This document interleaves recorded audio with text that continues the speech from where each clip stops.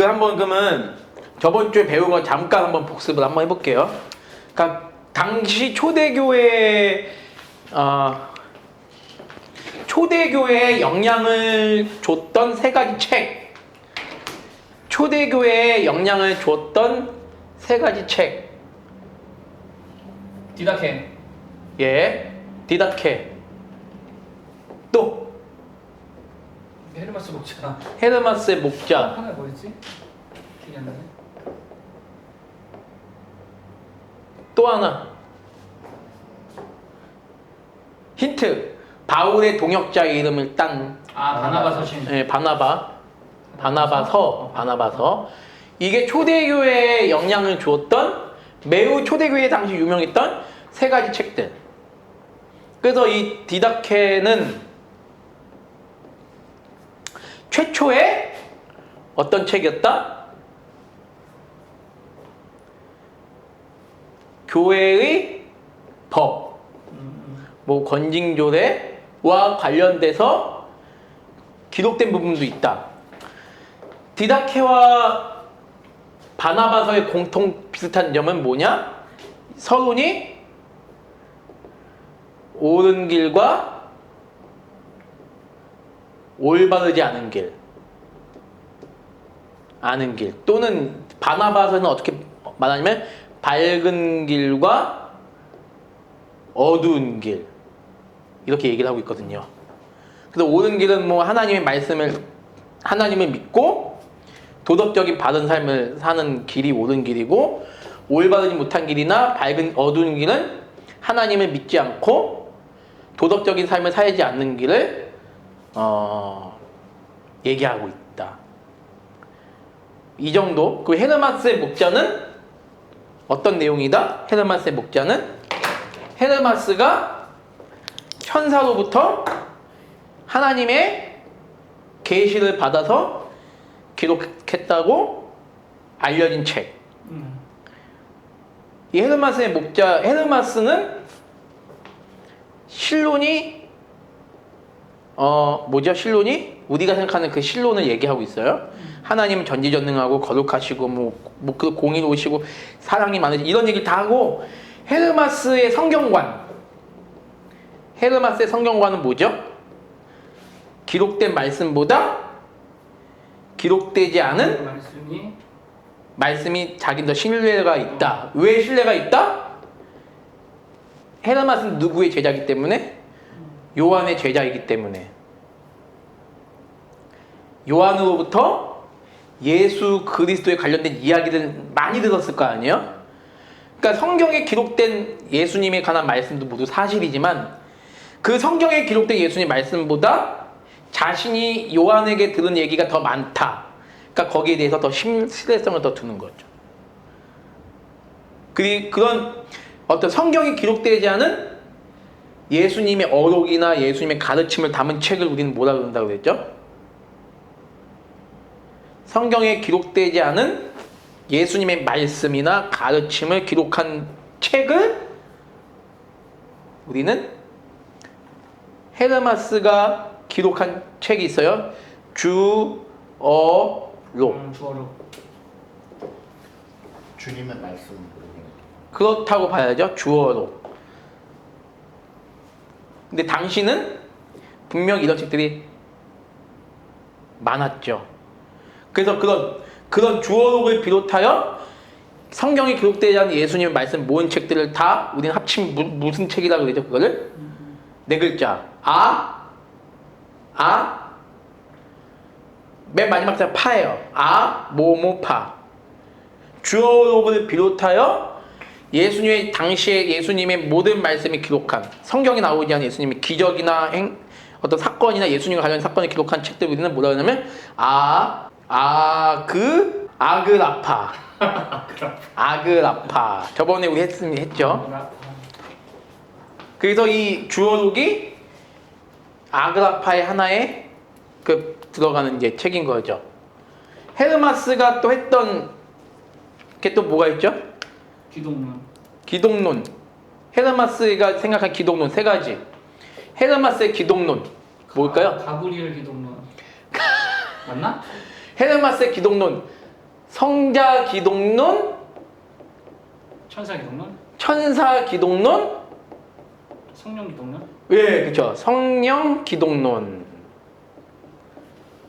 복습도 하는 게 낫겠죠, 아무래도. 네. 예, 복습하는 게 낫겠죠.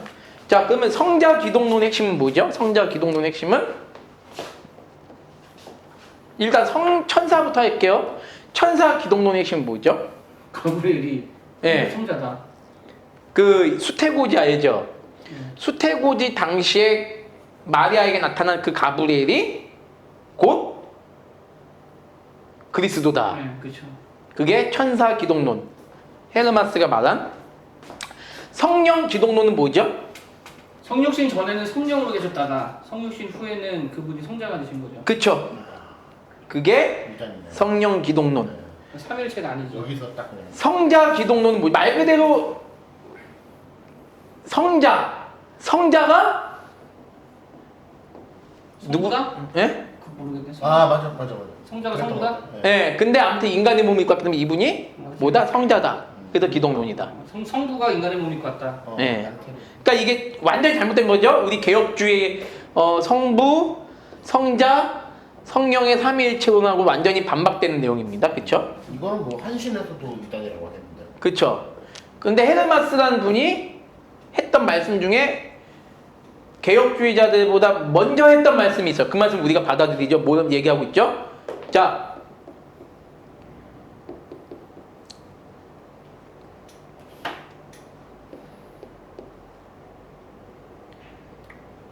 크라시오네. 뭐지? 크레이티오이트 니일리오 뭐죠? 무로부터의 창조. 무로 그래서 얼굴 안 나온다고 안 했잖아. 돼요. 무로부터의 창조. 무로부터의 창조. 무에서 유를 창조했다. 누가 그 말을 초대교 역사에서 누가 최초 사용했다? 헤르마스가 사용했다. 우리는 이걸 믿죠? 무에서 유를 창조하신 하나님. 혹시도 그냥 우리 학생으로 불러달라고 해야 되겠다. 예. 우리 학생께서 자, 무로부터의 창조. 오늘 여기까지 배웠죠. 배우고 또 이제 저희가 이제 초기 변증가 이제 들어가는데 복습을 하는 것도 도움이 되시죠? 네. 새로 듣는 것 같은데. 근데 당연히 믿고 있던 것도 저렇게 문장으로 표현하면은 이렇게 역사에 남네요. 네. 무로부터의 창조 같은 거. 이게 칼빈이나 뭐 루터나 이런 분들이 처음 쓴 말이 아니에요. 원래 있던 말이에요. 이거는 초기 변증가라고 얘기를 하죠. 그래서 이얼리 아폴로기스츠. 자, 초기 변증가. 자, 변증가는 뭐다? 변증가는 뭐다? 변호하고 그죠? 변호하고 변호하고 증거. 증명. 증명. 예. 자, 뭘 변호하고 증명한다? 진리. 진리. 어떤 진리? 기독교. 기독 진리. 예, 기독교 진리. 예. 어디로부터 변호한다? 목사님 말씀 잘하셨어요. 이단으로부터 변호. 그다음에 유대교. 그쵸? 그 다음에 두 번째가 유대교. 그 다음에 세 번째가 어디? 로마. 그래서 로마 제국으로부터의 변호. 이렇게 얘기를 할게요. 자, 이해가 되시죠? 여기까지? 지난주에 이거 예, 여기까지 했죠? 예, 복습이죠. 자, 그럼 변증가가 출연할 수밖에 없었던 계기. 복습, 거기도 대충 오늘 변증가가 출연할 수밖에 없는 계기가 뭐죠? 1. 저게 다 계기가 되는 거야. 이게 다 계기가 되는 거죠? 이게 다 계기. 핍박인 거죠, 핍박. 유혹. 이단하면 어떤 이단인 거죠?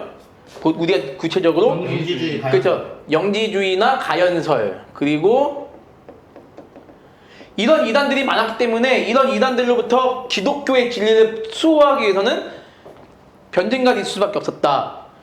몬타누스는 뭐냐면 얘는 몬타누스 아시죠, 여러분들? 네. 예, 성령. 네, 성령. 유대교로부터 변호. 뭘 변호하겠다는 거야, 유대교로부터. 지난주에 말씀하셨어요. 기억나요? 예.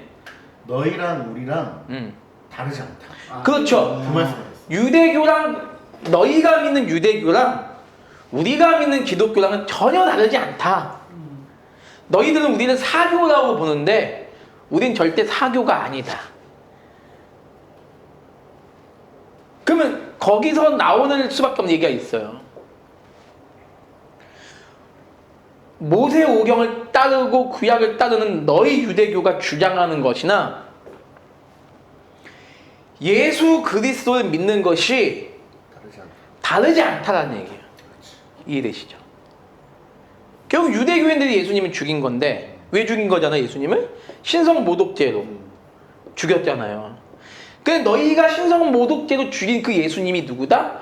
너희가 믿고 있는 그 하나님, 구약이 말하는 그 메시아가 바로 이분이다라는 걸 얘기하는 거죠. 그래서 로마 제국으로부터 변호를 이제 얘기하고 있죠. 자, 그러면 이런 것들을 이런 성격으로 변증가가 많이 출연이 된다면 변증가는 어떤 사람들이었을까? 그때 저희가 또 대충 배웠죠? 변증가들은 어떤 사람이 돼야 되겠죠? 잘 배웠어야죠. 그렇죠. 지식인, 고대 변증가들은 대부분이 지식인들이었어요. 어떤 지식인들이었다? 오늘부터 이제 다시 본격적으로 나갈게요. 자, 변증가들이 형성될 수 있었던 아주 좋은, 물론 하나님의 어떤 섭리 가운데 이런 역사가 있었던 거죠. 변증가들이 형성될 수 있었던 좋은 여건은 뭐냐면 일단 예, 목사님 말씀하셨어요. 일단 헬레니즘이었다. 헬레니즘 문화가 당시 고대 근동에 확산되어 있었다라는 것이죠. 헬레니즘 문화의 특징은 뭐죠, 여러분들? 동서양의 교류. 잠깐만, 그럼 근데 그걸 우리가 다루진 않았는데 맞아요. 예. 역사로 말하면 동서양의 교류. 여기서 동서양의 교류라고 할 때는 문화와 사상의 교류까지 다 포함이 되죠. 그러면 이 헬레니즘 문화 자체는, 자 보세요. 분명히 헬레니즘 문화는 뭐냐면 초자연적인 것도 수용을 하고 자연적인 것도 수용을 다 해요. 그리고 오늘로 말하면 가장 선진국형의 문화이죠. 이건. 그리고 우리 하나님이 우리에게 우리 개혁주의 신학도 인간의 이성을 중시하잖아요. 여기도 역시 이성 중심의 사고를 굉장히 중시한다. 그러니까 헬레니즘 문화는 미신적인 사고를 깨고 이성 중심의 사고로 가는데 논리. 예, 논리죠. 논리적 사조. 그쵸, 논리학. 그래서 이 헬레니즘 문화가 철학적인 사고를 갖추는 데 큰 역할을 했죠. 그러니까 이런 상황 속에서 분명히 지성인데 엘리트들이 있었다는 거죠. 그 엘리트들이 바로 누구다? 변증가들이 됐다. 근데 문제는 엘리트들이 다 누구냐면 헬라 사람들이에요. 헬라. 근데 이 헬라 사람들이 주 1세기 말이나 2세기 초에 기독교로 개종을 합니다. 이런 분들이 참 하나님의 섭리는 모르는 거예요. 그런 거 보니까. 그러다 보니까 당시 기독교 1세기 당시 기독교는 어떤 기독교라고 제가 저번 주에 말씀드렸죠? 대개 예수님 믿는 분들의 그 신분이 아니면 어떤 지식 수준이 어느 정도였죠? 그냥 낮았다고 보시면 돼요. 네. 신분도 낮았고 그런 분들인데 1세기 말에 이런 기독교 변증가들이 헬라의 변증가들이 기독교로 개종을 하면서 기독교를 변증하는 분들로 인해 좀 더 이제 지식인들이 많이 증가하게 됐죠. 그러니까 1세기 말부터 2세기 중엽을 기점으로 해서 기독교가 점점 지식인들이 많이 오게 돼요. 저는 그게 어떻게 보면 기독교의 확산에 있어서 매우 중요한 점이다. 여기서 또 중요한 게 뭐냐면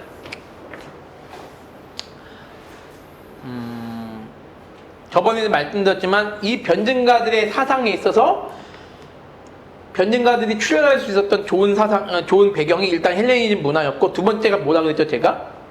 두 번째 철학 사상인데 어떤 플라톤, 어떤 플라톤? 중기 플라톤주의가 당시 지식인들의 지식 형성에 큰 영향을 주었다. 네. 자, 그럼 플라톤부터 그냥 볼게요. 플라톤은 어떤 사람이냐? 저는 이런 생각을 해요. 뭐냐면 기초적인 철학 지식은 우리 목회자들은 알고 있어야 되겠다. 기초적인 거라도 그걸 알면 나중에 개혁주의 뭐 어떤 칼빈 선생님이나 루터나 다들 철학에 정통했던 분들이에요. 교부들은 뭐 말할 것도 없고, 그 이후에 17세기 개혁 신학자들이나 청교도 역시 최소한의 기본적인 철학은 알고 있었다는 거죠. 그러니까 우리가 신학을 하는 데 있어서 철학을 어느 정도는 알면 도움이 되겠다. 그래서 지금 배경은 왜 배경이 그렇게 하는데 말씀 잠깐 드렸는데, 이 플라톤이라는 분이 제가 그때 얘기했죠.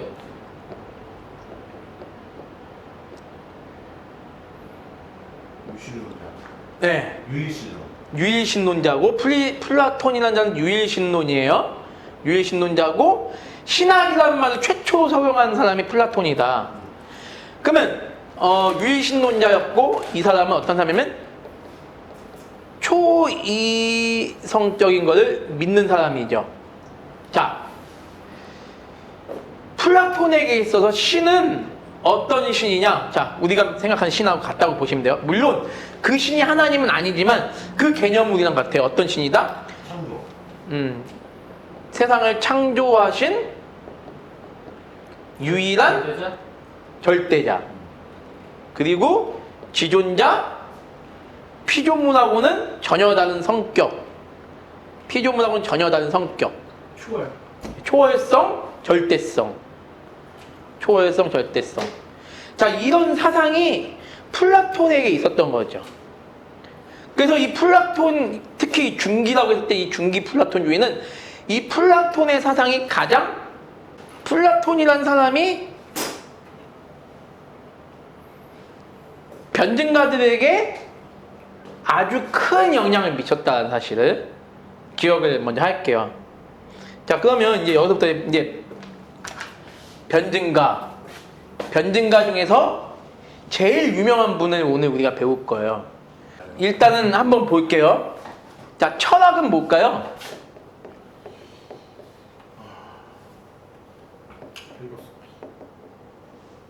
자, 필로소피아. 자, 필로가 뭘까요? 필로가. 소피아는 뭐고? 그냥 이거를 쉽게 생각할게요. 지혜에 대한 사랑 또는 열심. 근데 사랑이라는 표현이 낫게. 철학이라고 정의될 때는 필로와 소피아라는 두 명사가 합쳐진 겁니다. 그래서 지혜의 사랑. 그 말은 뭐냐면 지혜에 대한 사랑, 지혜에 대한 열정. 그 철학이라는 건 이 지혜를 얘기하고 있는데, 지금부터 이제 제가 전개하는 내용을 보시면 여러분 한번 해답을 찾아가 보세요.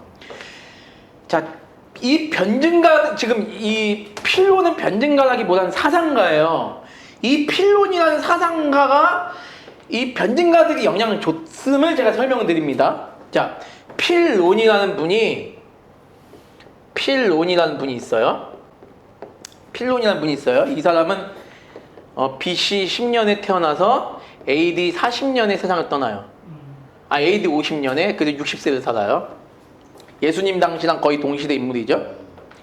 근데 이 필론이 여러분께서 변증가에게 영향을 준 그 중기 플라톤주의의 가장 유명한 사람입니다. 이거는 여러분이 꼭 기억해 두셨으면 좋겠어요. 필론입니다.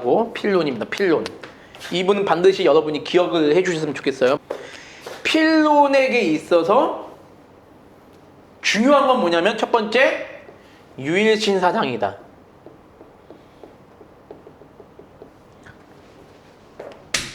플라톤의 개념을 수용해서 받아들이는 거예요. 유일 사상. 근데 이 유일신 사상이 어떤 사상이다? 이 유일신이 바로 지혜이다. 이성? 아직 거기까지는 아니고요. 아니에요? 예, 지혜에 대한 신앙을 갖는 것이 바로 뭐다? 기독교 신앙이다라고 얘기를 해요. 필론이 벌써 그 말을 해요? 네. 어... 자, 그 다음에 세 번째. 예수님과 같은 시대인데? 지혜는 뭐다? 지혜는 뭐다? 지혜는 곧 하나님이시다가 아니라 이분이 하나님이란 얘기를 했는지 모르겠지만 지혜는 곧 절대자이시다. 지혜는 곧 초월자이시다. 로고스 개념이랑 비슷한 거예요? 로고스 개념이 이제 여기서 나오는 거예요. 이분이 얘기 드릴게요. 자, 네 번째.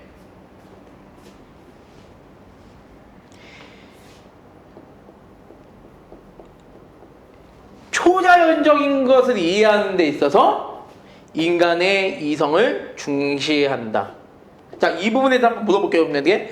우리는 초자연적인 거를 이해하기 위해서 인간의 이성을 중시하나요? 우리는? 자연인으로서의 이성은 보다는 거듭난 이성을 중요시하지 않습니까? 뭐 그렇게 말씀하면 맞는 건데 이성을 중시하는 건 맞죠. 그렇죠. 우리가 예를 들어서 개혁주의 신학을 우리가 이해하려 해도 우리에게 하나님께서 우리에게 이성을 주시지 않았다면 우리 이해를 못 하잖아요. 그렇죠. 감정적으로 그런 네. 건 아니니까. 하나님은 우리 이성적으로 성경을 주신 것도 하나님이 우리에게 이성을 통해서 이해하게끔 하신 거잖아요. 그러니까 이거를 무시할 수 없겠죠. 그래서 필로는 이걸 굉장히 중요시 여깁니다.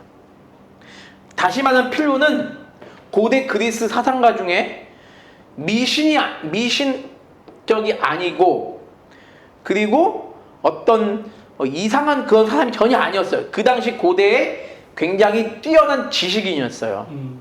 이 필론에게 영향을 준 그 사상이 뭐 헬레니즘 문화든지 어떤 그런 그 플라톤주의적인 사고들이 다 여기 있었던 거죠. 자, 그 다음에 잘 보세요. 아직 한번 보세요. 다섯 번째. 죄송합니다. 필론에게 있어서 하나님은 어떤 분이냐? 절대적이다. 필론에게 있어서 하나님은 초월적이다. 3번하고 똑같은 거 아니에요? 근데 여기서 잘 들으세요. 필론은 여기까지예요. 필론은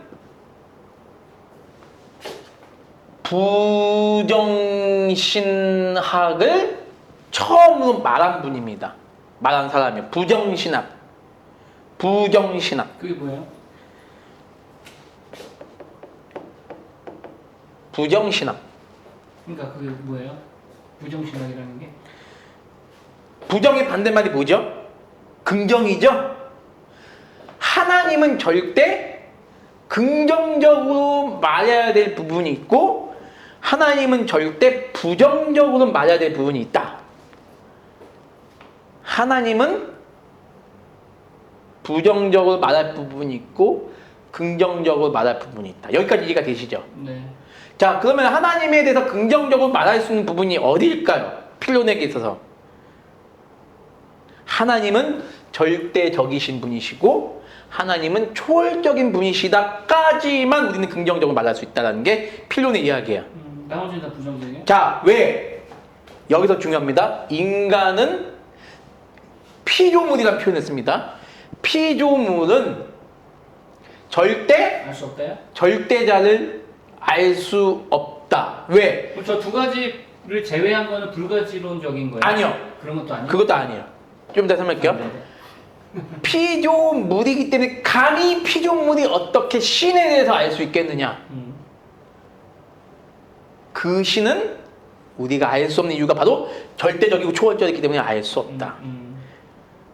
하나님은 명제를 한번 해볼게요. 그럼 한번 해볼게요. 쉽게 설명해서 하나님은 자, 여러분 말씀해 보세요. 하나님 어떤 분이시죠? 영원하시고. 영원하신 분이시다. 하나님은 어떤 분이시죠? 사랑이 많으시다. 전능하시고 사랑이 많으시고 공의로우시고 자비하시고 심판주의시고, 우리는 이런 하나님의 속성을 다 알잖아요. 우리는 이걸 그냥 얘기한단 말이에요. 왜? 성경을 보면서. 그런데 모른다. 필로는 이것을 다 부정신학으로 이해를 해요. 자, 그러면 이해가 되세요? 부정신학의 문제? 네. 이해하신다면 설명 한번 해보실래요? 그러면? 그러니까 하나님에 대해서 우리가 이성으로 알 수 있는 거는 하나님은 절대적인 분이고 초월적인 분이라는 거 외에 다른 속성은 이성으로 알 수 없다. 그쵸. 쉽게 말하면 제가 이해한 적은 그거 같아요. 부정신학이라는 말 들어보셨나요? 저 처음 들어요. 부정신학이라는 말 처음 그래서 들었어요? 좀, 몰랐어요. 네, 부정신학에 대해서 잠깐 설명을 드릴게요. 그러면 부정신학은 우리 인간의 이성으로 이해할 수 있는 개념으로 하나님을 설명하면 안 된다는 게 뭐냐? 부정신학입니다. 우리 인간의 이성으로 설명할 수 있다면 그건 하나님이 아닌 절대자가 아니다. 예, 필로는 그 얘기. 그런 논리적이네. 초월적이고 네. 절대적이니까. 감히 피조물이 신에 대해서 어떻게 평가할 수 있겠느냐? 오케이. 내재성에 대한 건 전혀 고려가 안 되는 거네요. 일단 그쵸? 근데 그럼에도 불구하고 필론이 이걸 다 인정한단 말이에요. 이걸 모르는 게 아니라는 거예요. 필론이. 왜요? 그건 이해가 안 가네. 갑자기. 자, 그 다음 필론은 이 하나님에 대해서 인간이 알 수 있다면 그것은 어디까지나 뭘로서만 가능하다? 계시? 하나님 편에서 오는 계시로만 가능하다. 계시론이네. 하나님으로부터 오는 계시로만 가능하다. 여기까지는 철학이 아니라 거의 조직신학인데. 그런데 이 계시가 없이 하나님에 대해서 알 수 있는 건 딱 두 가지다는 거야. 절대적인 분, 초월적인 분. 왜? 계시가 없어도 우리가 신이라면 기본적으로 이거는 알고 있잖아요. 신이 인간과 똑같다면 그건 신이 아니라는 거예요. 이 계시 없이도 충분히 우리는 알 수 있다는 게 필론의 개념이지. 하지만 이런 영원하시고 전능하시고 사랑이 많으시고 공의로우시고 자비가 많으시고 심판자이신 이 하나님이 심지어 창조주까지 이런 모든 개념들을 우리가 알려면 우리의 이성으로 이걸 알 수가 없다는 거예요. 부정신학이라는 거. 그래서 과연 하나님이 영원하실까 영원하지 않으실까 이 정도 차원에서만 머무를 수밖에 없다는 거죠. 하나님은 사랑이 많으신지 사랑이 없으신지, 그래서 우리는 이걸 우리 다 긍정하잖아요. 영원하신 분, 전능하신 분, 사랑이 많으신 분, 공의로우신 분 다 긍정하지만 부정신학은 그게 안 되는 거야. 이것이 이렇게 되려면 뭐가 필요하다? 계시가 가능하다. 계시로만 가능하다. 이 사람은 기독인자예요? 기독교일 수가 없는데. 기독교인인지는 아닌지는 모르겠어요. 이 철학까지 그냥 뭐. 근데 신에 대해서 이렇게 얘기를 해요. 그래서 제가 이 얘기를 들으면서 이게 이 결국은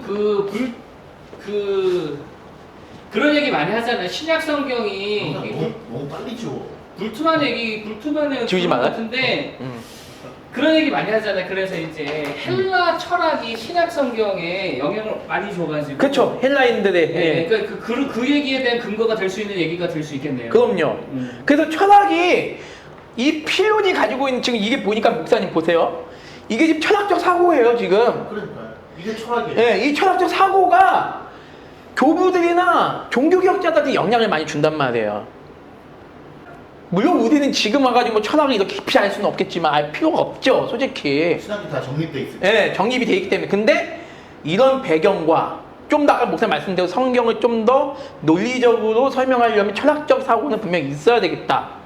제가 그 얘기를 말씀드리는 거죠. 성경을 믿지 않는 사람일지라도 인간의 기본적인 상식이라면 필론 정도까지는 얘기를 하는 것이 인간의 상식이죠. 그쵸. 적어도 신이라는 게 철학적으로. 아니 근데 내가 말하는 거는 뭐냐면 그런 질문에 대한 우리가 이제 변호를 하는 측면에서 봐라, 성경이 쓰여지기 전에 이미 성경의 내용들을 철학자들이 말했잖아. 그러니까 성경은 하나님의 계시가 아니라 네. 철학자들로부터 영향받아서 제자들이 쓴 걸 뿐이야라고 얘기하는 거에 대해서 그건 조심해야죠. 그러니까 그 부분에 대해서 어떻게 우리가 변호해줘야 되냐고. 중요한 건 뭐냐면 이렇게 얘기하시면 될 것 같아요. 자, 성경을 쓴 기록자들이 있잖아요. 네. 이 기록자들의 내용을 보면요, 과연 이들이 어떤 지식이 없이 이런 내용들을 그냥 써 내려갔을까? 분명히 이거는 우리가 특히 바울 서신들을 한번 볼게요. 바울 서신을 보면 바울이든지 베드로든지 요한이든지 마태이든지 각자의 그 스타일이 있잖아요. 근데 난 이제 바울만 예를 든다면, 바울은 어떤 헬라적인 그런 사고가 분명히 있음을 알고 있었고, 이런 사고가 바울에게 분명히 없었을 리가 없어요. 그런 것들을 하나님이 사용하셔서 바울로 하여금 자신의 말씀을 기록하게 하신 걸 우리 믿잖아요. 그래서 제가 그게 역사적에서 그 용어는 잘 모르겠는데 지금 그 성경 해석 방법 중에 하나 뭐냐면 성경에 기록된 헬레니즘 그 철학에 영향받은 부분들을 제거하고 실제 그 역사적인 그 내용들을 볼 줄 알아야 된다 이렇게 얘기했던 분이 있었던 것 같은데. 목사님 말씀 맞아요. 그 얘기를 그래서 그게 누구더라? 2세기, 3세기 기독교를 변질된 기독교라고 얘기를 해요. 잘 들으세요. 변질된 기독교. 이 말은 곧 어떤 뜻이냐? 헬라화된 기독교라고 얘기해요. 이 부분에 대해서 우리가 어떻게 답변을 해줘야 되냐? 이 얘기는 누가 얘기하냐면 아돌프 지난번에 말씀하셨는데 본 하르낙이 얘기를 해요. 이 사람이 스승이죠. 불투만의. 그렇죠. 이건 자유주의자인데, 근데 요 말은 맞아요. 제가 봐도 요 말은 맞아요. 결국엔 뭐냐, 이거는 토착화다. 그렇죠. 토착화된 거죠. 근데 교회사를 보면서 우리가 좀 개혁신학적 입장을 접근한다면 어쩔 수 없이 이것도 하나님의 섭리 가운데 있었던 일이었고, 이러한 일이 있었기 때문에 기독교 확산될 수 있었던 건 분명히 맞아요. 기독교가 그 당시 유대 사회에 뿌리박기 위해서는 이러한 지금 변증가가 하는 역할이 결국엔 기독교를 확산시키고 박해받는 핍박받는 기독교 지키기 위해서 이런 역할을 감당하는 거잖아요. 적어도 당시 헬레니즘 문화 속에서 기독교가 존속되기 위해서는, 유지되기 위해서는 너희와 우리가 얘기하는 게 전혀 다르지 않다라는 것을 분명히 얘기를 해줘야 될 명분이 있는 거예요. 우리는 절대 너네가 얘기하는 미신이 아니다. 우리는 너네가 믿는 어떤 사교가 아니다. 우리는 너네가 얘기하는 것처럼 우리는 유일신을 믿고 우리는 절대자를 믿는다. 너네가 이야기하는 지혜 인정한다. 근데 그 지혜가 누구냐? 너희가 말하는 어떤 철학적인 그냥 하나의 어떤 그런 사고적인 개념이 아니라 그 지혜가 곧 바로 전능하신 하나님이심을 우리는 증명하는 것이다. 결국에는 이런 헬라화된 사고를 가지고 기독교를 변증해 나가는 거예요, 이 사람들이. 그러니까 그러니까 이미 역사 신학을 공부하면서 우리가 이제 또 알아야 될 교훈이지만, 지금 와가지고 우리가 어떤 헬라적인 사고를 벗어 던지고 당시 기독교를 이해하기는 너무 2000년이라는 시간이 너무 갔기 때문에 늦은 거고, 이미 그런 어떤 신앙의 선배들의 사고와 논리를 집대성해서 종교 개혁가들이 뭐 기독교 강요도 썼고. 아니, 그러니까 제가 질문은 굉장히 죄송한데 예수님이 실제 살았던 시대에 예수님이 가르쳐준 실제 가르침 그 유대 땅에서 네네네. 그리고 기록된 성경을 통해서 보여주는 예수님의 가르침에 갭이 있다는 거잖아요. 이게 불투만의 의견이 그거 같은데 이 갭을 없애야 된다라고 하는 측면에서 그러니까 성경 자체가 신약 성경 자체가 이미 헬라화 됐다라고 하는 부분, 실제 예수님 그쵸? 시대에서 변질됐다라고 하는 부분을 어떻게 우리가 예를 들면 이제 이거죠. 기독교가 해야 되는 거지? 결국 우리나라 기독교는 미국의 영향을 받을 수밖에 없었잖아요. 네. 그럼 미국의 기독교는 유럽의 영향을 받을 수밖에 없었고, 이 유럽의 기독교는 결국에는 이 헬라의 영향을 받을 수밖에 없었던 거예요, 목사님. 이 상황 속에서 우리가 이걸 건너뛰고 예수님의 순수한 가르침으로 가는 거는 제가 볼 땐 이제는 불가능해지지 않았을까. 그럼 이걸 인정한다고요? 신약 성경이 예수님의 실제 가르침에서 변질됐다는 걸 인정하는 아니죠. 신약 성경이 예수님의 가르침이 분명히 맞고 하나의 말씀은 맞지만, 그걸 정말 그 예수님 당시의 그 순수한 모습으로 우리가 따라가기에는 너무 불가능하다는 거죠. 야, 요즘은 그게 아니지. 뽕까지 따라가는 게 그게 아니라 그게 아니라 이거죠. 예수님이 네. 실제 하신 말씀이 있잖아요. 그쵸? 근데 이게 실제 하신 말씀이 이제 나중에 성경으로 기록이 되면서 이게 헬라어로 예수님은 아람어로 말씀하셨잖아요. 네, 아람어로 말씀하셨죠. 아람어로 말씀하신 거를 들은 사람들이 성경 기록할 때는 헬라어로 기록을 했잖아요. 이 과정에서의 가르침의 변질이 있었다는 거야. 헬레니즘이라고 하는 철학이 덧입혀졌다는 거예요. 이게 신약 성경이라는 거지. 잠깐. 그러니까 이 부분에 대한 우리가 변호를 어떻게 해야 되냐고.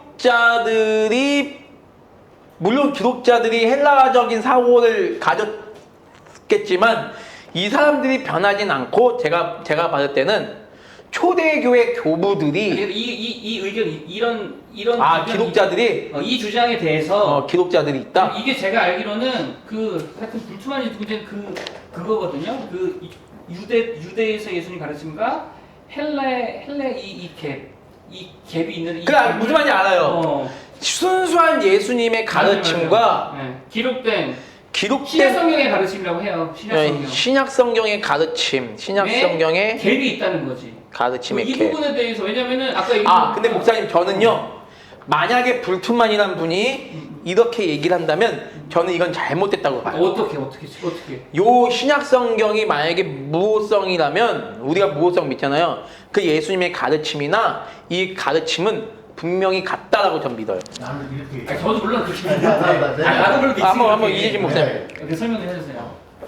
이 설명이 좋을 것 같은데 하나님은 전능하시죠.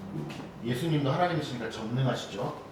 그분께서 나의 말을 적게끔 하시는 그 계시의 섭리 가운데 하나님께서 바울을 통하여 내 말을 뭐 적어라, 정경이야, 성경이니까 적어라라고 그 계획 가운데 적게 하셨는데 하나님의 전능성이 그 기록자들에게 은혜로 부여되었다면은 그런 것들을 배제할 수 있지 않을까요? 그러니까 저는 성경의 기록이나 이 성경 자체의 기록과 예수님의 말씀은 전혀 다르지 않다고 봐요. 저도 물론 그렇게 믿는데 근데 이제 보세요. 성경을 모르는 사람도 이 얘기를 하잖아. 네. 법과 이게 예수님의 말이 아니라 사실은 철학가들의 말이라니까 이렇게 얘기한다고. 그러니까 목사님 말씀하신 게 무슨 뜻인지는 알아요. 그러니까 그 부분에 대해서 우리도 그러면 논리적으로 반박을 해야 되잖아요. 아니야, 영향 비슷한 게 있지만 실제로 이거는 하나님의 말씀이고 하나님의 특별 계시인 거고 이것에 대해서 우리가 변호를 해줘야 되잖아. 그렇죠. 보시면 얘네들은 지금 필룡 같은 사람들은 결국 일반 계시를 통해서 이런 합리적인 생각을 해낸 거잖아요. 네. 그러니까 이미 하나님이라고 하는 절대적인 존재가 이런 택함받지 않은 사람들에게도 일반 계시를 통해서 이런 사상들을 허락해 주셨다면은 당연히 하나님의 말씀이 기록된 것은 당연히 하나님의 말씀입니다. 저는 그러니까 결국에는 영향을 안 받았을 수는 없겠죠. 성경 기록자들이. 근데 하나님이 이러한 수단을 통하여 이재신 목사 말씀하신 대로 이러한 수단을 통하여 성경을 기록하게끔 역사하셨다는 걸 저는 믿어요. 이 아돌프 본 하르낙이 말하는 변질된 기독교라는 건 뭐냐면 성경 기록자들까지 포함되는 것이 아니라 이후에 초대교회 역사를 말하는 거고 불투만이 말하는 거는 성경까지 말하는 거잖아요. 그래서 결국에 불투만이 하는 작업이 뭐예요, 목사님? 아까 제가 얘기했던 거. 그래, 맞아요. 비신화 작업이잖아요. 그걸 원 가르침으로 가야 된다는 거지. 원 가르침이 뭐냐? 헬라적 사고를 다 버리자는 거예요. 맞아요. 불투만이 말하는 게 뭐냐면 헬라적 사고를 다 버리고 맞아요. 순수한 예수의 가르침으로 가자. 그래, 맞아요. 그러면 헬라적 가르침 다 그러면 이거 버리면 뭐가 남느냐? 그냥 예수님의 평상시 일만 남아요. 대화만. 기적, 환상 이런 거 다 남을 수가 없는 거예요. 왜? 헬라적 사고를 버리면 이 헬라적 사고는 뭐예요? 초이상형적까지도 다 인정하는 거거든. 근데 어차피 성육신 자체가 이 땅에 불투만이 성육신 인정 안 해요. 성육신도 버려야 돼요. 헬라적 사고 빼버리면. 그러니까, 이거 얘기하면 성육신을 왜냐면 예전에 제가 어떤 청년이 나한테 그러더라고. 성경 그거 다 당시 철학가들한테 영향받아서 쓴 거잖아요. 딱 그랬는데 순간 내가 할 말이 없는 거예요. 맞, 그러니까 나도 그래. 그게 목사님 아니 하나님 계시로 쓴 거야라고 그래 이렇게만 말하기에는 아니 뭐 철학가들 내가 한 얘기가 거의 비슷비슷하던데 이렇게 얘기하니까. 그러니까요. 결국에는 불투만이 얘기하는 게 뭐냐면 결국 그런 거거든요. 그런 그러니까 철학적인 사고, 철학적 사고를 다 빼버리자는 거예요, 지금. 왜냐하면 이 철학적인 사고가 인간의 이성은 받아들여지지가 않는 거야. 그러니까 불투만에게 있어서 진짜 예수님은 뭐냐면 자기랑 똑같은 분이야. 결국 불투만하고 이분이 절대자가 되면 안 돼. 기적을 베푸는 분이 되면 안 되는 거예요. 근데 이런 말들이 다 이거니까 철학적인 거니까. 그쵸. 근데 이러한 개념을 이 필론의 이런 사상들, 어떤 헬레니즘적인 사고, 플라톤주의적인 사고가 기독교를 정말 참된 하나님을 섬기는 데 있어서 어떤 이런 철학적인 사고가 분명히 필요했던 거죠. 아니 필요했다라고 봐야죠. 그죠? 필요했다고 봐야죠. 영향을 줬다? 그렇죠. 그러면은 보세요. 조직 신학이 불투만 말이 맞는 거잖아요. 아니죠. 불려면 틀린 영향 거지. 줬다면 영향 안 줬다고 해야 되는 거 아니에요? 근데 불투만은 그 영향을 없애자는 거잖아요. 헬라화적인 기독교의 영향을 없애자는 거잖아요. 영향을 줬으니까. 네. 근데 영향을 줬으니까. 인정하자고? 그러니까 이제 뭐냐면 인정해야 되는 거야? 이렇게 얘기하죠. 아 복잡해. 불투만은 그러니까 참 어렵네. 자, 우리가 믿는 예수님은 물어볼게 한번 여러분에게 철학적 사고에 덧입혀서 우리가 지금 이 성경을 봅니까? 아니죠. 불투만의 주장은 그거죠. 신약성경을 그대로 보면 저렇게 된다는 거예요. 철학적인 그러니까. 감인데 예수님으로 우리가 잘못 보게 된다는 거예요. 잘 들으시면 돼요. 불투만이 말하는 거는 이미 성경을 하나님 말씀으로 믿지 않아요. 네. 그렇잖아요. 지금 여기까지. 근데 우리는 성경 하나님 말씀 믿기 때문에 이 예수님에 대한 그 기적이나 그런 모든 내용은 사실을 믿잖아요. 근데 불투만은 그게 철학적 사고라는 거예요. 우리가 거기 믿는 게. 아 그래요. 근데 우리는 철학적 사고로 믿는 게 아니잖아요. 그걸 어떻게 우리가 변증하냐고 내 말은. 근데 그거는 변증하는 문제가 아닌 것 같아요. 그러면은 결국 그거잖아. 야 그냥 믿어 이거잖아. 아니죠, 목사님 보세요. 그냥 하나님 말씀으로 믿어 임마 그러니까 이렇게 얘기할게요. 성경은 하나님의 계시야. 하나님의 계시라는 걸 우리가 논리적으로 어떻게 증명을 해요? 이거는 믿음으로밖에 우리가 받을 수 없는 거잖아요. 은혜인 거잖아. 아니 뭐 그렇긴 하죠. 근데 이거를 그렇게 설명해버리면 하나님의 계시야. 성경은 하나님의 계시야. 근데 그 이상 설명이 안 돼요. 이걸 논리적으로 설명할 수가 없어. 신대원 다닐 때 네. 그때 처음 박사학위 따가지고 오신 그 젊은 교수님이 그 말을 했어요. 그분이 주장이 뭐냐면 이거를 반박하기 위해서 그분이 낸 주장이 뭐냐면 그러니까 불투만 주장 그거죠. 예수님의 제자들은 단일 언어자였다. 아람어 한 사람들이었는데 이게 나중에 후대 가면서 바울 이제 하면서 그때가 되면서 헬라 언어를 하면서 이게 헬라적으로 바뀔 수밖에 없는 문화적으로나 사상적으로나 이렇게 변질될 수밖에 없는 구조였지만 그 교수님의 의견이 그거더라고. 예수님의 제자가 이미 무식한 사람도 아니고 어느 정도 식견이 있는 사람들이죠. 어부들이 우리가 일반적으로 알고 있는 거랑 다르게 그쵸. 어느 정도 지식이 있고 그다음에 이중 언어에 아주 능통했고 이미 유대 문화와 유대 사상과 그리고 헬레니즘 모든 것들을 다 이미 습득하고 있었다라고 하는 게 근데 그분의 주장이기 때문에 맞아요. 언어가 바뀌었다고 해서 사상이나 어떤 그런 것들이 변화된 것이 아니다라고 하는 주장도 하더라고요. 근데 그거는 사실은 되게 소수 의견이거든요. 근데 그거는 우리가 일반적으로 받을 수 있는 의견이긴 하거든요. 성령의 영감 속에서 하나님 그 사람들의 지혜와 어떤 지적 수준이나 어떤 가문의 어떤 환경이나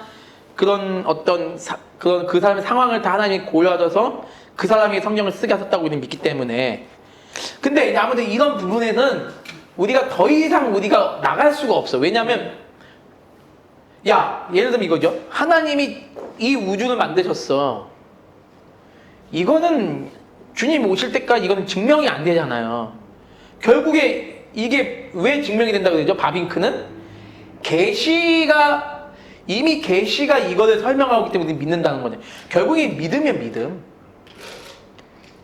근데 불투만이 말하는 거는 우리는 이거를 초자연적인 거를 하나님의 성경에 나오는 예수님의 이 어떤 사역을 초자연적인 거를 우리는 믿음으로 믿는 건데 믿음은 믿잖아요. 그걸 우리가 은혜라고 얘기를 하잖아요, 목사님.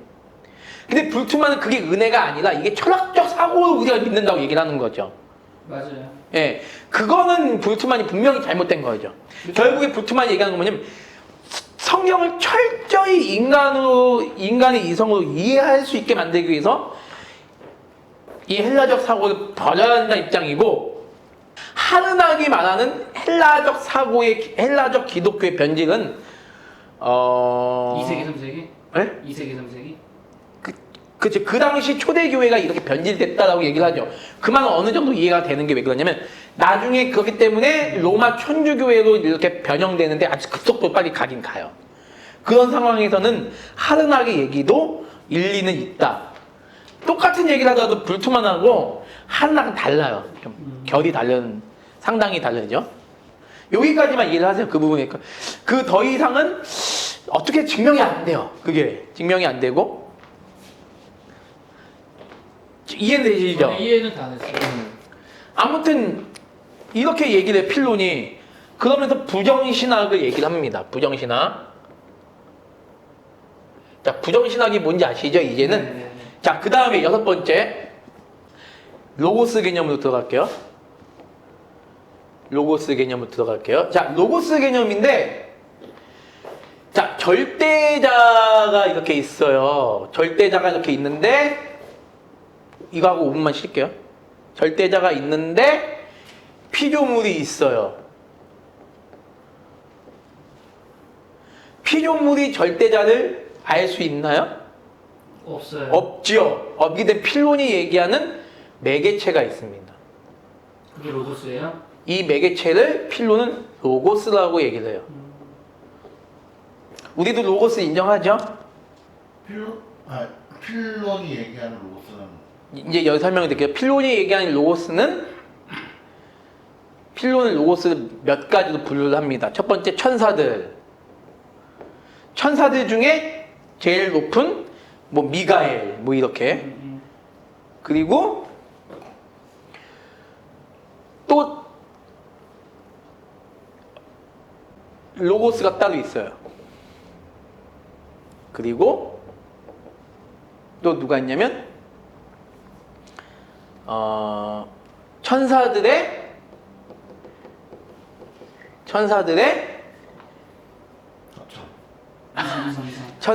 대장이 있어요. 대장?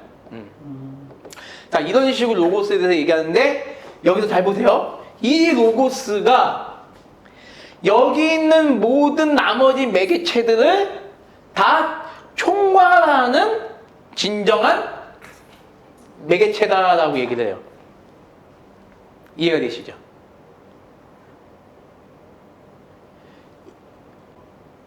필로는 이 로고스를 메시아로 보진 않아요. 그러겠죠. 예수님이라 보지 않습니다. 아무튼 이 로고스. 그러면은 여기서 말하는 로고스가 인격체도 아니죠? 그럼요. 자, 보세요. 인격체인데 물질로 존재하는 인격체는 아니라는 거야. 아, 인격체라고요? 근데 그래서 이제 제가 로고스이긴 한데, 로고스가 인격체인데 물질로 존재하는 로고스가 아니라면 필로는 어디까지 나가는 거죠? 결국에는 예수님 물질이잖아요. 육체로 오셨잖아요. 네. 예수님을 매개체로 보지 않는다는 거죠. 아니 근데 그 예수님을 알았는지 몰랐는지 알아요? 필론이? 만약에 이런 얘기를 한다면 예수님을 알아도 예수님 인정하지 않았다는 거겠죠. 몰랐으니까 그런 건 아닐까요? 그렇겠지. 그런 기록은 이제 있는지 없는지 모르겠는데. 그러면 그 철학적에서 필론과 그 동시대인데 예수님과 관련성에 대한 자료는 없나 봐요. 그런 건 없는 것 같아요. 없는 거지. 네. 근데 아무튼 이 로고스가 되게 중요해요. 그리고 하나님에 대해서 이렇게 얘기합니다. 자, 7번 이거 안 지울게요. 그러면 7번째. 네.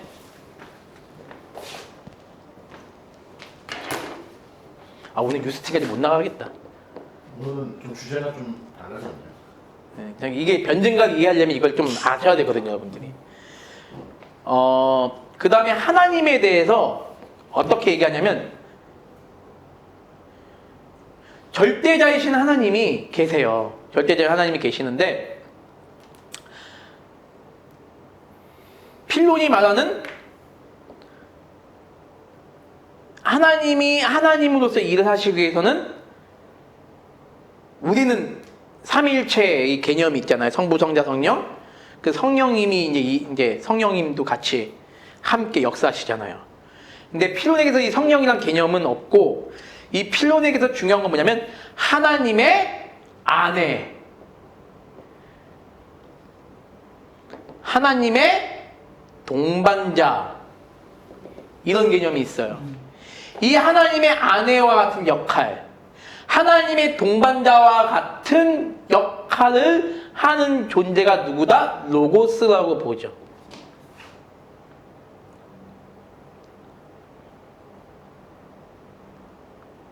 그래서 온 우주를 통치한다. 자, 여기까지만 봐도 수준이 높죠, 필론이? 근데 로고스가 인격체라고? 네. 인격체지만 물질적이지 않다. 몸을 입고 있지는 않다. 그래서 예수님을 메시아로 보지 않는다. 예수님을 몰랐기 때문에 감히 상상할 수 없었던 게 아닐까요? 이미 예수님에 대한 소식은 뭐 들었겠죠. 근데 이 사람 같은 경우가 어디 있다는 사람이죠? 헬라, 그냥 그리스.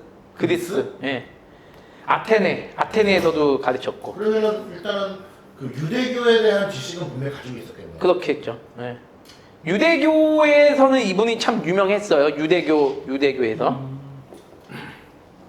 기독교에서도 알고 있었겠고. 그리고 그러니까 요한이 이제 이 로고스가 육신을 입고 왔다라고 하는 측면에서 여기와 공통 분모가 없으니까 오히려 계시라고 볼 수 있네. 어쩌면 요한복음이 물론 이거는 제 개인적인 생각이지만 요한복음이 이런 필론의 입장에서 더 기독교 변호하기 위해서 로고스라는 개념을 더 이렇게 그러니까요. 더 그래서 우리는 철학과 다르다. 우리는 그렇죠. 그러니까 보세요. 이미 철학적 사고가 있으니까 이 철학적 사고에 요한도 분명히 알고 있었겠죠. 그거를 더 기독교적 변증하기 위해서는 어떤 그런 지식이 있었겠죠. 하나님의 섭리를 얘기해요. 하나님의 섭리를.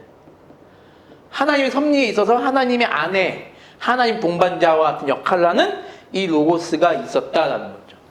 근데 우리 입장에서는 이 사람이 그 타짜가 아니고 불신자라 할지라도 이 사람이 가지고 있는 이러한 지식들은 결국 하나님으로부터 나온 거라고. 그럼요. 그렇게 봐야지. 왜냐면 이 사람이 아니 그 일반 은총의 계시 그 차원에서 일반 은총의 차원에서 결국 필론이 가지고 있는 이런 지식도 하나님께서 허락해 주셨으니까 얘가 여기까지 연구를 한 거잖아요.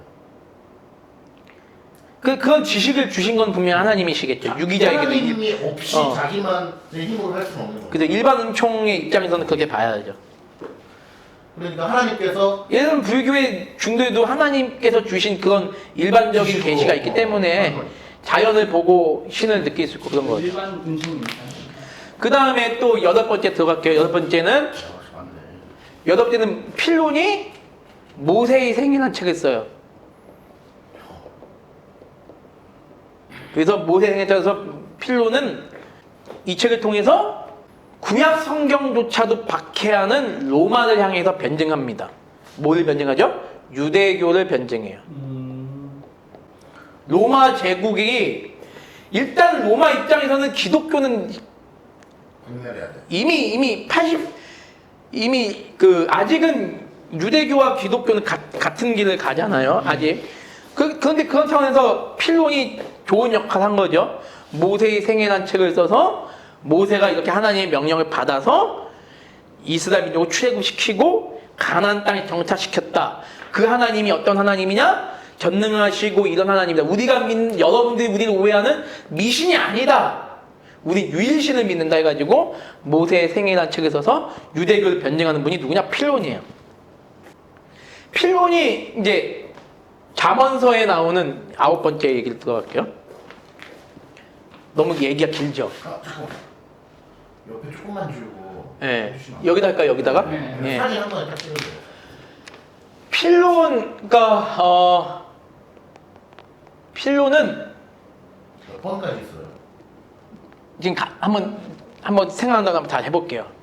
필론은 9번째, 필론은 지혜에 대해서 얘기합니다. 이 지혜가 뭐냐?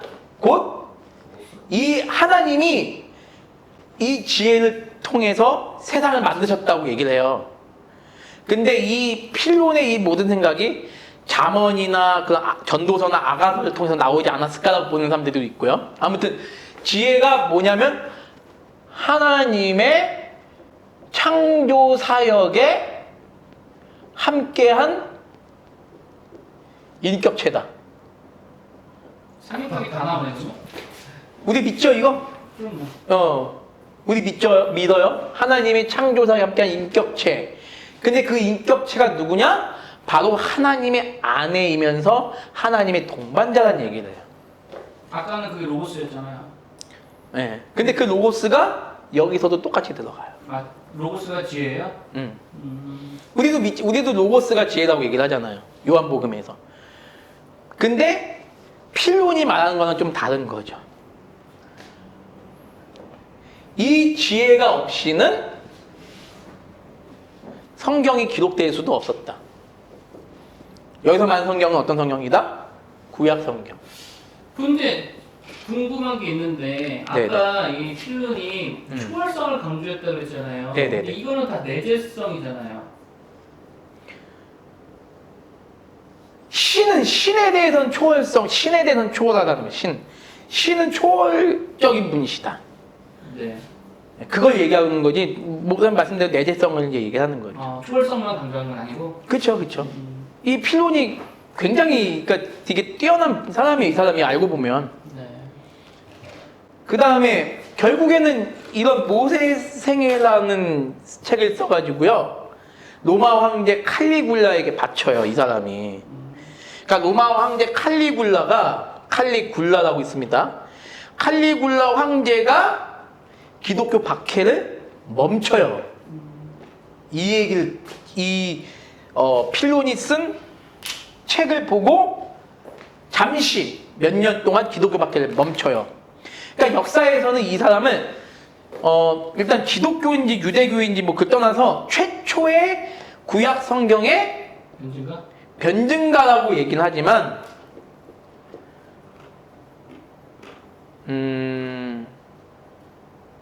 이분이 변증하기 위해서 우리 기독교 개신교의 변증가는 아니라고 그냥 보는 거죠.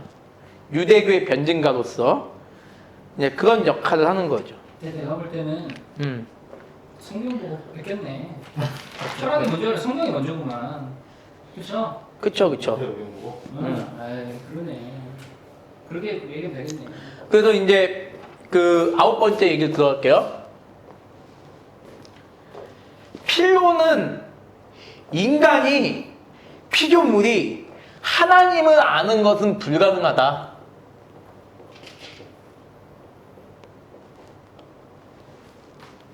인정하시죠, 우리도? 네. 하나님을 아는 건 불가능하다. 우리는 하나님을 알 수 없다라고 얘기를 해요. 그럼 이렇게 되면 어떻게 되죠? 불가지론이 되죠? 네. 그래서 이제 필론은 자기의 이 사상이 불가지론이 아니다라는 걸 증명하기 위해서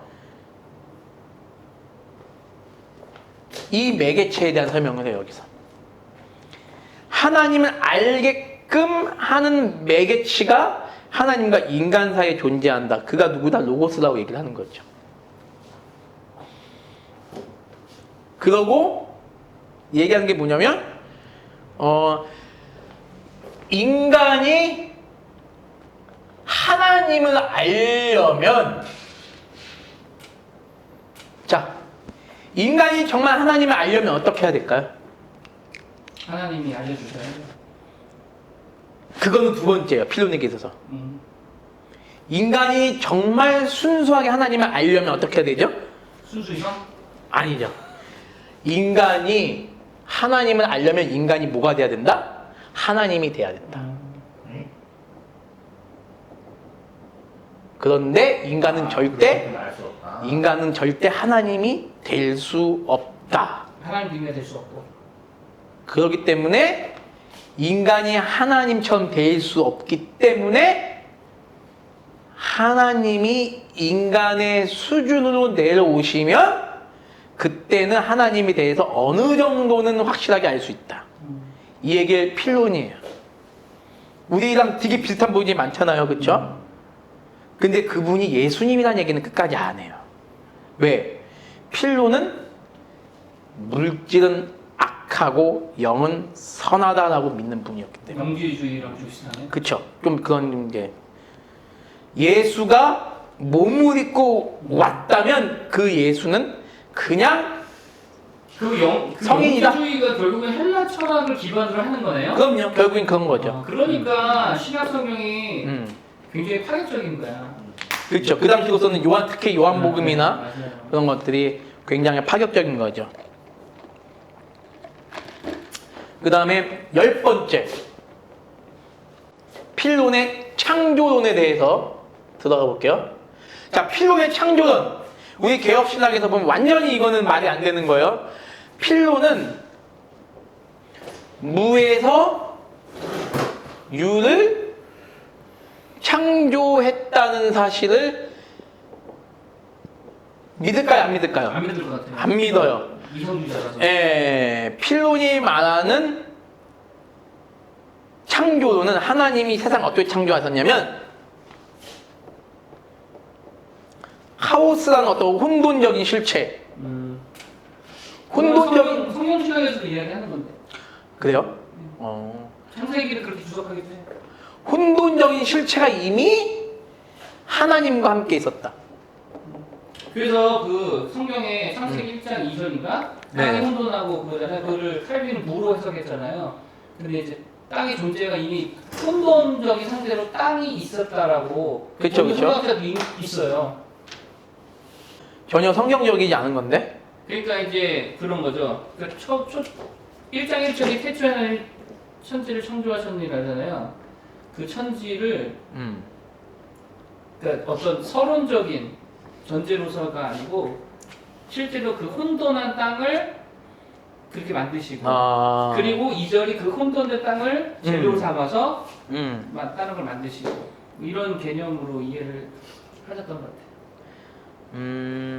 아무튼 이 필론은 이 카오스라는 영적 혼돈의 어떤 실체가 있었는데 이 실체를 가지고 하나님이 천지를 창조하셨다고 믿어요.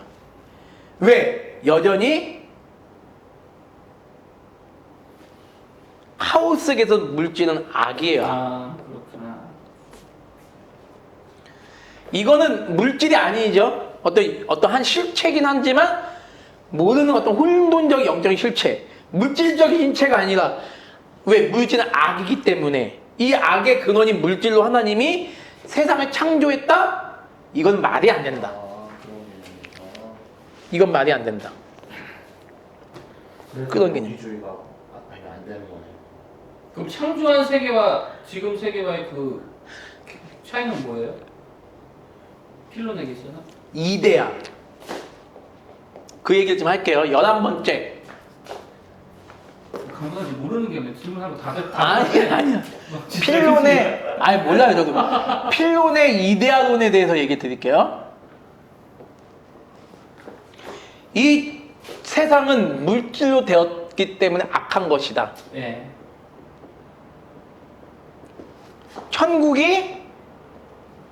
천국은 이 악한 세상이 아닌 진정한 어떤 이데아를 상징한다. 그 이데아는 절대 물질적인 것으로 구성되어 있지 않을 것이고 심지어는 인간 역시 육체를 입은 존재로 부활하지 않을 것이다. 어떤 영적인 실체로만 존재할 것이다. 왜? 물질은 악하기 때문에 그 실체가 이데아로 존재할 것이다. 그러니까 여러분 이데아가 뭔지는 아시죠? 예, 이데아로 존재. 이게 필론의 이데아론이에요. 쉽게 말해서. 그러면은 처음 창조된 건 이데아라는 거예요? 아니요, 창조된 건 그러니까 이 창조 자체는 물질로 창조가 된 거잖아요. 결국에는 우주가 물질로 존재하잖아요. 지금 우리가 그건 악한 거라는 거죠. 근데 천국은 여기 창조에서는 카오스에서 창조됐다고 했잖아요. 근데 그게 예. 악으로 창조하셨다는 얘기는 아니잖아. 악으로 창조한 건 아니지만 그러니까 처음 창조하신 부분이 선했을 텐데 이게 어떻게 악으로 결국엔 이게 이렇게 변화되는 거죠. 하나님의 작정, 하나님의 섭리 가운데 결국엔 이것이 최종적인 목적이 되기 위해서 이거를 이제 만드셨다. 물론 이제 필론은 이렇게까지 얘기는 안 해요. 그러니까 필론의 의견을 묻는 거예요. 필론의 의견은 여기는 그 부분에는 대답을 하지 않아요. 그러니까 처음 창조한 세계가 이데아라는 얘기인지 그게 아니에요? 이 필론의 이데아론은 천국을 얘기하고 있어요. 이 물질적인 세계는 악한 세계라는 것이고. 그러니까 다른 차원의 이데아를 말하는 거예요. 그렇죠, 그렇죠. 그럼 저기서 말하는 창조는 악한 땅이고, 그렇지. 근데 그 앞뒤가 잘 안 맞아서. 왜냐면은 이제 하나님이 악한 세계를 만들었다라고 볼 수 없을 거 아니야. 필론에게 있어서요. 네네네. 영재주의자들도 원래 영적인 세계였는데 이게 이제 물질로 이렇게 되면서 이제 이게 악한 게 된 거잖아요. 그런 영지주의적 개념을 갖고 있는 건지. 그래서 이제 원래가 이데아지만 이제 하나님 만드신 거는 아주 순수한 이데아의 세계이지만, 그러니까 하나님이 만드신 거는 목사님 말씀대로 순수한 이제 이데아의 세계이죠. 근데 이것이 이제 세상 자체를 타락한 세계는 어떻게 타락이 됐다고 보는 거예요? 그것까지는 모르겠어요. 그거까지는 얘기하지 않아요? 다들 어떻게인지 모르겠고 결국엔 하나님의 섭리를 다 얘기해요. 여기는. 그래서 이제 그 하나님의 섭리를 얘기한다면 12번째를 얘기한다면 그러면은 하나님께서 창조가 물질적 세계에 대한 창조를 말하는 거예요? 지금 이거는 물질적인 세계를 만드는 저기 거죠. 혼돈이 영적인 실체라고 그랬잖아. 아니, 하나님이 무에서 유를 창조한 것이 아니라 혼돈이라는 영적인 어떤 말로 할 수 없는 어떤 실체를 통하여 눈에 보이는 물질적인 세계를 만들었다는 거죠. 하나님이 물질 세계를 만들었다고? 네, 이 혼돈의 이 카오스라는 실체를 통해 이건 분명히 실체로 존재한다는 거예요. 근데 그게 악하다고? 네. 어쨌든 알겠습니다. 그 다음에 하나님의 섭리에 대해서 얘기할게요. 네. 하나님은 세계를 창조하신 후에 인간 세계에 직접적으로 관여하지 않으신다. 초월성이라서. 인간은 하나님 절대적 초월성이기 때문에. 그럼 이거는 자칫 잘못하면 이원론으로 또 오해가 되잖아. 이원론. 근데 필론은 얘기합니다. 절대 난 이원론이 아니다. 이 하나님이 창조를 한 이 세계를 누가 중간선 아까 매개체 나왔죠? 로고스? 로고스가 다스리는데 이 로고스가 천사들이고 귀신들이다 라는 얘기를 해요. 그리고 로고스는 또 동시에 누구다? 천사들의 우두머리다. 로고스가 신은 아니죠? 신이라는 얘기는 안 하죠. 네. 로고스는 말 그대로 이 필론이라는 때는 정신이냐 인격체냐 뭐 인격체이면서도 그러니까 정신에 가깝다고 봐야 되겠죠? 인격체는 아니고요? 인격체라면 근데 보통 우리가 인격체가 맞죠. 왜냐면 천사들과 귀신들이라고 하니까. 그래요? 네. 그리고 심지어는 천사들이 우두머리라고 얘기를 하니까 맞는 거겠죠. 근데 보통 헬라 철학에서 로고스 하면은 비인격체 아니에요? 제가 잘 몰라서. 일반적으로 저는 저는 인격체로 알고 있는데 잘 모르겠네. 이건 인격체요. 제가 잘못 알고 있었구나. 그래서 저는 헬라 철학이 말하는 로고스랑 요한이 말하는 로고스가 그 부분에서 되게 차이가 있다라고 좀 알고 있어가지고. 아마 로고스라는 단어를 요한이 빌려오지 않았을까 생각은 들어요. 그렇지만 의미는 좀 다른. 그쵸. 그래서 이제 필론이어서 말하는 로고스는 심지어는 천사의 아들, 뭐 천사의 우두머리, 뭐 하나님의 아들 뭐 이런 표현까지 쓰는 거 봐서는 인격체로. 필로는 인격체로 이해를 하고 있는 거죠. 근데 그래서 이 하나님은 이 세계는 로고스를 통하여 하나님이 직접적으로 관여하지 않고 로고스를 통하여 다스린다라고 이제 필로는 믿는 거죠. 여기까지 필로는 여기까지입니다. 그럼 12개. 이 로고스가 로고스는 절대자는 아니잖아요. 그쵸. 필론에게 의하면. 그렇죠. 그러면은 그러면은 이 세상 타락이 로고스의 통치 때문에 이루어진 그래서 된 건가? 무슨 세계가? 그런 말. 뭐 그런 얘기까지는 잘 모르겠고. 어쨌든 영재주의랑 되게 많이 비슷하네요. 그래서 이제 어느 정도는 우리 기독교에 있어서 어느 정도는 수용되는 사상이고 어느 정도는 굉장히 우리가 이제 배격해야 될 사상이죠. 그래서 이제 하나만 말씀드리면 로고스 아니야. 필로는 육체를 인간의 무덤이라고 봐요.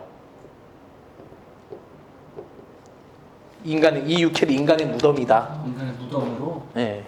죽었다는 얘기네 이미 영혼은. 그러니까 그만큼 악하다는 거예요. 악하다는 거. 육신이. 그러니까 예수님이 인성을 오신 것 자체를 인정하지 않아요. 필로는. 받아들이기가 힘들겠다. 절대 받아들이지 않아요. 어떻게 전능하신 분이 악한 몸을 입고 오시냐. 말이 안 된다.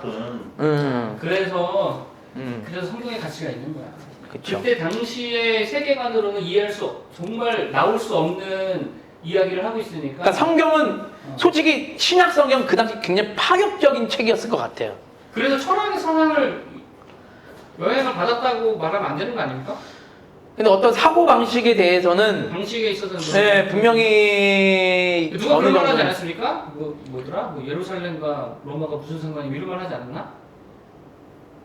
로마가 아니라 아테네인가? 그러니까 그거는 저도 그 말 들어봤는데 그 말에 대해서는 좀 아테네와- 깊이 좀 생각을 해볼 필요가 있겠다. 저도 그게 잘 약간 그런 거 모르겠어요. 아니에요? 기독교가 철학과 뭔 상관이냐 요런 의도로 얘기한 거 같아요. 너무 그건 또 그렇죠. 그렇게 얘기한다면 그건 이제 극단. 근데 어느 정도 저는 그러니까 뭐 어느 학문이든지 하나님께 주신 일반 은총하에서 우리는 어느 정도 기본적인 베이스는 알고 있으면 좋겠다는 생각은 들어요. 본격적으로 기독교 최초의 변증가를 볼게요. 드디어 기독교 최초의 변증가요? 들어보셨어요? 많이 들어봤어요. 코브라? 코드라토스. 여러분이 속으로 한번 몇 번 읽어, 왜냐면 머리로라도 한번 여러분이 하시면 좋아요. 코드라토스. 히에로니무스의 기록에 코드라토스라는 사람이 언급이 되어 있습니다. 코드라토스는 어떤 사람이냐? 첫째, 로마에 하드리안 황제가 있어요. 로마의 하드리안 황제에게 기독교를 변증하는 책을 씁니다.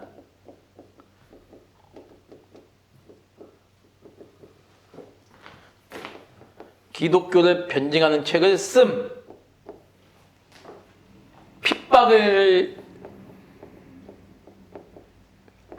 당하지 않게 도와주십시오. 코드라토스는 이분이 어떻게 태어나서 어떻게 죽었는지는 나와 있지 않습니다. 단지 히에로니무스에 의하면 이 사람은 기독교 최초의 변증가였다. 로마의 하드리안 황제 시대 때 기독교가 핍박을 심하게 당할 때 이분이 쓴 책이 이름이 뭐냐면 변증록이라는 책을 씁니다. 변증록. 그래서 기독교는 이러한 종교입니다. 해가지고 하드리안 황제에게 이걸 보내요. 그래서 기독교 핍박이 이렇게 핍박이 있었다면 한 이 정도로 줄입니다. 하드리안 황제가. 적어도 자기 시대 때 변증록을 읽어본 하드리안 황제가 그래 너네가 믿는 기독교가 이런 종교라면 나도 어느 정도의 핍박을 유예하겠다. 그래서 사람을 죽이는 거에 대해서 죽이지 않는 그냥 형 정도로 이렇게. 순교자가 이때는 적어져요. 약간 많이 적어집니다. 그러면 변증록에 있는, 자 보세요. 여기서 코드라토스의 책이 변증록인데요. 이 변증록이 지금 남아있지 않아요. 소실이 됐고 이 책의 일부가 유세비우스의 교회사에 예를 들면 책 한두 장으로 남아있을 정도예요. 그래서 이분에 대해서는 거의 알려진 게 그것밖에 없습니다. 자, 그러면 그 짧은 그 하드리안 황제에게 보냈던 그 변증록의 내용을 제가 잠시 적어 드릴게요. 자, 이겁니다. 쉽게 말해서 이 종교는 절대 뭐가 아니다? 사교가 아닙니다. 이 종교는 절대 미신이 아닙니다. 그 다음에 이 말이 중요해요. 이 종교는 지극히 철학적인 종교입니다. 철학적인 종교다. 이 당시 철학이란 말은 뭐냐면 학문이에요, 말 그대로. 곧 누가 믿는 거라는 거죠? 지성인들이 믿는 종교. 이런 사교나 미신 이런 따위가 아니라 지성인이 믿는 종교다. 이 종교가 가지고 있는 책, 이 종교가 가지고 있는 책이 뭐죠? 성경은, 이 종교가 가지고 있는 성경은 최고의 철학을 담은 내용이요, 최고의 지성적인 내용이다. 이런 내용이 지금 이 코드라토스라는 사람이 하디란 황제에게 보내서 핍박을 멈춰달라는 거예요. 그 다음에 이 종교에 나오는 교주는, 이렇게 표현해요. 교주라고 얘기를 하죠. 교주는, 종교의 주인, 교주는 뭐다? 실제로 존재했던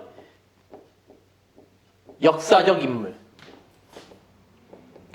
그리고 이분이 행했던 기적은 실제의 기적. 이분이 했던 성경에 나오는 기사들은 실제의 내용들. 이분이 베풀었던 모든 기적들을 지켜본 사람 중에 지금도 몇 명이 살아 있습니다. 황제 주변에 지금도 몇 명이 살아 있습니다. 제 말과 이 사람들의 말이 일치되지 않는지 한번 확인해 보시라. 이 예수님의 기적을 체험했던 사람들, 몇 년경이에요? 이때가 100년 전후라고 보시면 돼요. 그러니까 이 소수가 남아있는 거예요, 소수가. 지금 거의 예수님 시대에 사람들은 거의 다 죽었어요. 거의 다 세상을 떠났고, 극히 몇 명이 이제 남아있다는 거예요. 아직 그들이 생존에 있기 때문에 황제께서 이 말을 믿어달라는 거예요. 그 내용이 변증록에 있고, 이 변증책은 없어졌지만, 유세비우스의 교회사에 약간 한 2장 정도의 내용으로 이 내용이 기록되어 있다는 거예요. 그리고 이 코드라토스를 처음으로 이제 언급한 사람은 초대 이 히에로니무스라는 사람이고, 그리고 이 코드라토스의 영향력을, 또 이 코드라토스의 이 내용을 아는 사람은 누가 있냐면 저스틴이 있고 어거스틴이 이 코드라토스의 이 변증에 대한 내용을 알고 있다는 거죠. 그래서 역사는 코드라토스라는 분을 기독교 최초의 변증가다. 그러니까 초기 변증가 중에 1번이 바로 코드라토스입니다.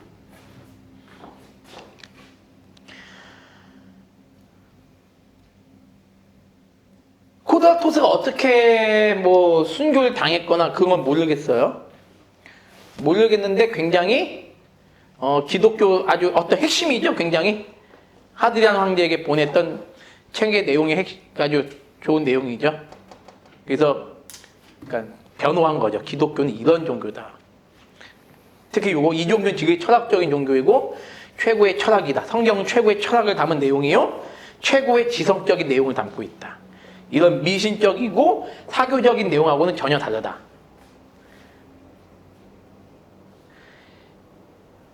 근데 어떻게 보면 우리 설교가 변증의 역할도 하잖아요. 그렇죠? 있죠. 충분히 있죠. 변증의 역할도 하고 있고.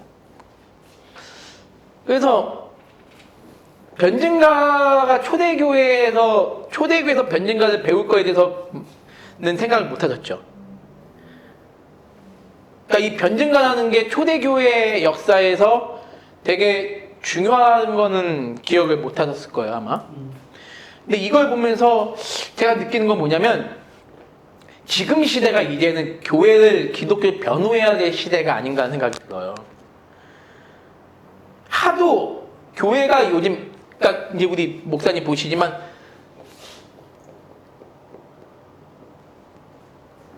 뭔지 아시죠? 네. 반기론에서 지금 성경 금서 지정에서 지금 10,000명이 넘었죠, 목사님? 이거 사람이요? 예, 1,000만 명이 되면 이게 성경을 못 읽게 만들 수 있다 그러더라고요. 그쪽으로? 예. 근데 지금 한 2만 명 가까이 지금 금서로 지정하자고 얘기한 것 같아요. 만 19세 이하는 못 읽게끔. 근데 이거는 금방 될 거예요. 이게? 근데 이게 목사님 이게 네. 10년이 넘은 일이에요, 이게. 우리나라의 실정상. 근데 10년이 넘은 일이서 2만 명밖에 안 된 건데. 저게 이제 그거는 이제 숫자는 중요하지 않고 성경의 금서 정치적인 흐름이 중요하죠. 우리나라 정치적인 현재 정치적 흐름 같으면은 충분히 금서로 지정이 될 거라고 저는 봐요. 그럼 그때는 우리 목회자들의 사명이 저는 변증가로서의 사명도 분명히 있어야 된다고 보거든요. 어떻게 생각하세요? 초대교회 역사를 보면서. 사립학교법이 저거랑 똑같은 거예요. 연세대학교에서 책을 드리면 안 된다. 왜 애들한테 책을 강요하냐. 믿지 않는 애들한테. 이거랑 똑같은 거잖아요. 예를 들면 사립 유치원에서 애들을 받았어. 근데 예배를 드려. 사립 유치원이니까. 기독교 사립 유치원이니까. 근데 정부에서 나와서 제재를 하잖아요. 니네 예배 드리면 안 된다. 니네가 아무리 사립 유치원이라 할지라도 저기 원하지 않는 애들은 예배 드리면 안 된다. 부모들한테 동의서를 받아라. 이렇게 되는 거예요. 지금도 그런 일이 일어나니까.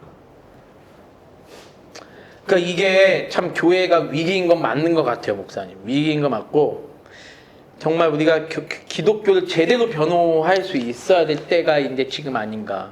그래서 가장 중요한 게 설교를 정말 열심히 잘 준비해야 될 때인 것 같아요.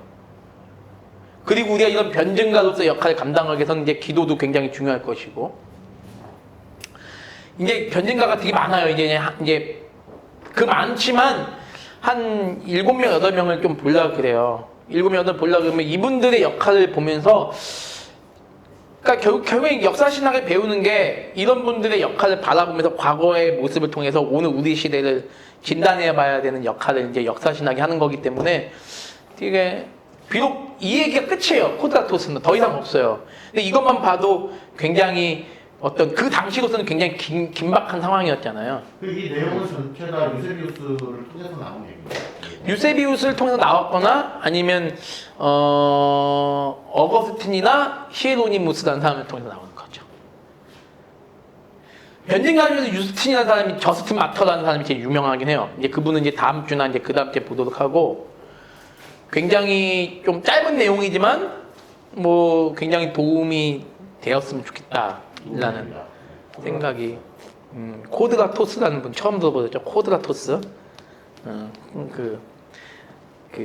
별로 이름은 없는 분이지만 초대교회 최초의 변증가, 아니 초대교회 최초가 아니라 기독교 최초의 변증가였다. 뭐 이 정도만 아시면 그 변증록이라는 책을 써서 하드리안 황제에게 이런 내용들을 보내주었다. 그래서 기독교 박해가 하드리안 황제가 있는 동안은 어느 정도 완화되었다. 끊어진 게 아니라 완화되었다 정도는 여러분들이 기억하시면 좋을 것 같습니다. 오늘 여기까지. 더 뭐 질문 있으신가요?